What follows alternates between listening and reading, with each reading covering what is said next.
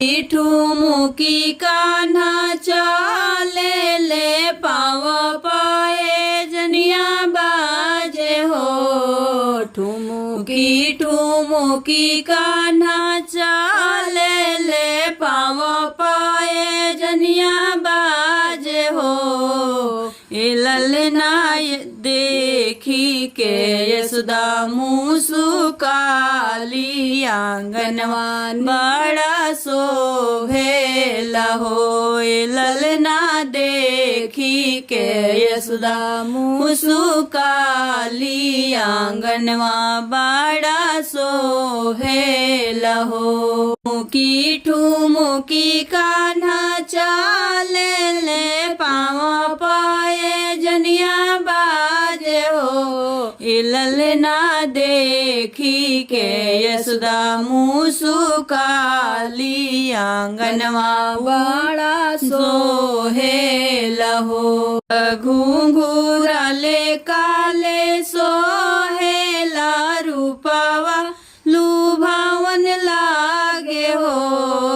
लट घुंघुराले काले सोहेला रूपवा लुभावन लागे हो। ना मीठी मीठी मारे मुस्कानवा आंगनवा बड़ा सोहेला हो। ए ललना मीठी मीठी मारे मुस्कानवा आंगनवा बड़ा सोहेला हो।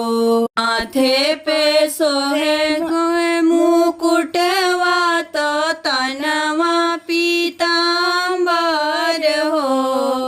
माथे पे सोहे सोने मुकुटवा तो तनवा पीतांबर हो। या मैया ही कही के बोलावेले यशोदा के रिझावेले हो। मैया मैया ही कही के बोलावेले यशोदा के रिझावेले हो। ना हाथवा में मोहनी मुरलिया आंगनवा बड़ा सोहेला हो। ए ललना हाथवा में मोहनी मुरलिया आंगनवा बड़ी सोहेला हो। मैया ही मैया कही बोलावेले यशोदा के रिझावेले हो। मैया ही मैया कही बोलावेले यशोदा के रिझावेले हो। ललना दोनों हाथे खाले मखन आंगनवा बड़ा सोहेला हो। ए ललना दोनों हाथे खाले मखन आंगनवा बड़ा सोहेला हो। ठुमुकी ठुमुकी कान्हा चाले ले पावे पाए जनिया बाजे हो।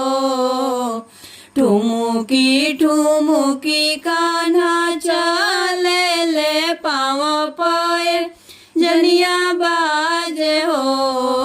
ना देखी के यशोदा मुसुकाली आंगनवा बड़ा सोहेला हो।